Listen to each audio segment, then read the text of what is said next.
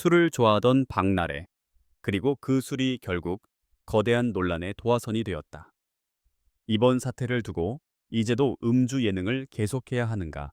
라는 비판적 질문이 쏟아지고 있다. 단순히 한 연예인의 사생활 문제가 아니라 방송과 콘텐츠 소비 구조 전반에 누적돼 있던 피로와 불만이 박나래라는 구체적인 이름을 통해 한꺼번에 분출된 양상이다. 연예인들이 술 마시며 노는 모습이 지겹다는 반응, 잘 나가는 연예인의 유흥을 더 이상 보고 싶지 않다는 정서 음주감으로 시간을 소비하고 싶지 않다는 대중의 인식이 이번 박나래의 사태를 계기로 훨씬 더 거대해졌다.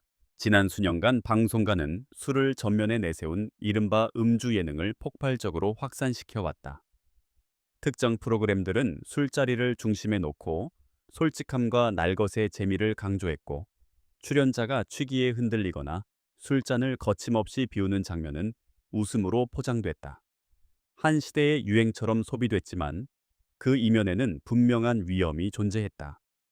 사회 전반에서 음주운전과 각종 음주 사고가 끊이지 않는 상황에서 방송이 반복적으로 술을 미화하고 소비하는 장면을 노출해 온 구조는 이미 오래전부터 문제로 지적돼 왔다.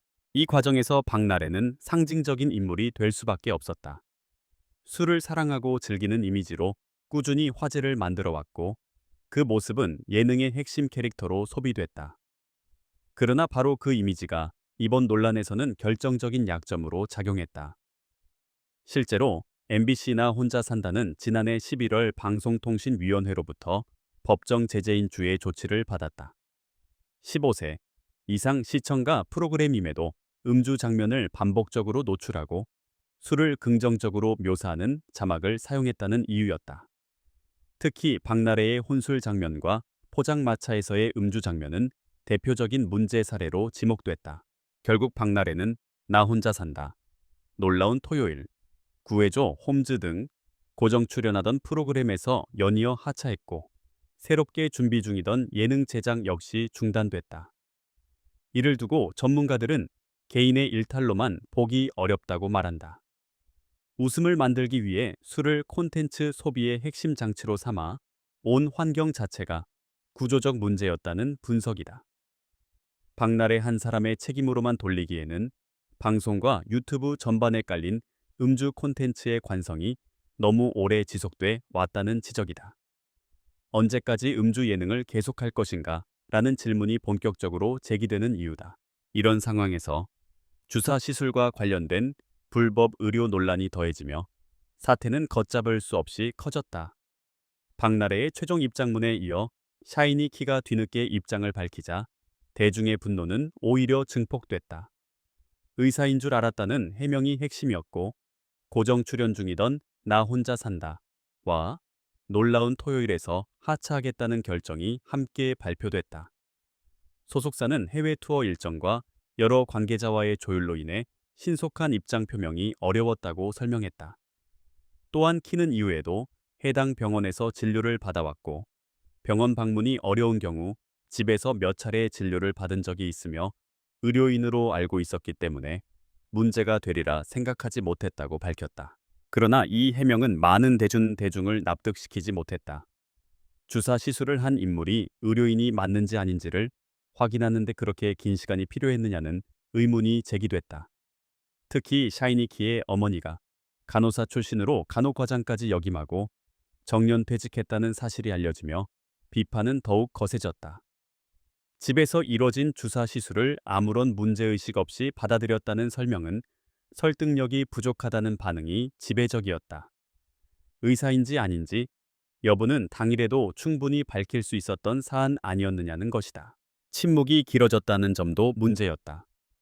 주사 이모 논란이 불거진 직후가 아니라 약 열흘간 침묵을 이어간 뒤에야 사과문을 공개했다.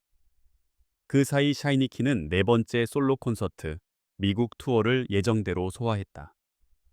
로스앤젤레스에서 시작해 시애틀까지 이어진 일정 동안 고정 출연 중이던 예능 프로그램 녹화에도 불참했다. 논란이 한창이던 지난 8일 에나나 혼자 산다. 스튜디오 녹화 역시 사전 조율을 이유로 불참했다는 사실이 알려지면서 해외 일정이 우선이었던 것 아니냐는 시선이 뒤따랐다. 같은 멤버인 온유가 유사한 논란. 당시 하루 만에 해명을 내놓았다는 점과 비교되며 왜 유독 샤이니 키만 열흘이나 걸렸느냐는 의문도 커졌다. 미국 투어 도중 사과할 경우 공연 위약금 문제가 발생할 수 있어 모든 일정을 마칠 때까지 침묵한 것 아니냐는 의혹까지 제기됐다. 공식적으로 확인된 바는 없지만 해명이 늦어질수록 이런 의심이 나오는 것은 자연스러운 흐름이었다. 평소 바른말과 소신 있는 태도를 강조해온 이미지였기에 실망감은 더욱 컸다. 한편 박나래의 논란은 또 다른 국면으로 번졌다. 박나래의 전 남자친구가 경찰 수사 대상에 올랐다는 보도가 이어진 것이다. 자택 도난 사건과 관련해 개인정보 보호법 위반 혐의가 접수됐다. 당시 매니저 2명과 스타일리스트 1명에게 근로계약서 작성을 명목으로 주민등록번호와 주소를 받아 경찰에 제출한 행위가 문제로 지적됐다. 이를 접한 한 네티즌이 고발에 나섰고 수사 필요성이 인정돼 담당 수사관이 배정됐다는 기사까지 나왔다.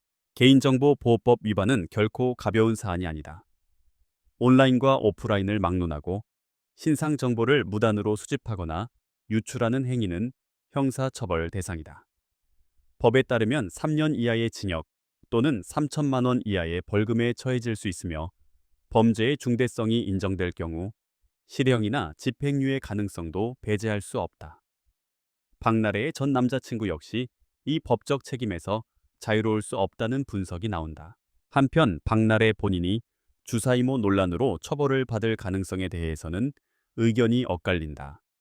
왕진과 방문 진료를 전문으로 하는 의료인의 설명에 따르면 무면허 의료 행위를 한 사람은 처벌 대상이 되지만 환자는 원칙적으로 처벌받지 않는다. 다만 환자가 단순한 수혜자를 넘어 무면허 의료 행위를 적극적으로 요청하거나 은폐에 가담했다면 방조범이나 교사범으로 성립할 수 있다. 이 전문가는 현재까지 알려진 정황만으로는 박나래가 방조나 교사에 해당한다고 보기는 어렵다는 의견을 내놨다. 그러나 이러한 개인 의견이 곧 결론이 될 수는 없다. 경찰은 현재 박나래의 방조 및 교사 여부를 포함해 전반적인 사실관계를 수사 중이다. 최종 판단은 수사 결과와 검찰 사법부의 판단에 따라 결정될 문제다. 조사도 시작되지 않은 상황에서 단정적인 결론을 내리는 것에 대한 반발이 나오는 이유다. 이번 박나래 사태가 최악의 국면으로 치닫는 이유는 분명하다. 음주를 미화해온 예능 구조 연예인의 책임의식 불법 의료 행위에 대한 인식 부족 개인정보 보호에 대한 경각심 결여가 한 사건 안에서 동시에 드러났기 때문이다. 어느 하나만 떼어놓고 보더라도 결코 가볍지 않은 문제들이 중첩되며 대중의 신뢰는 급격히 무너졌다. 이 사건은 더 이상 한 연예인의 논란으로만 소비될 수 없는 지점에 도달했다.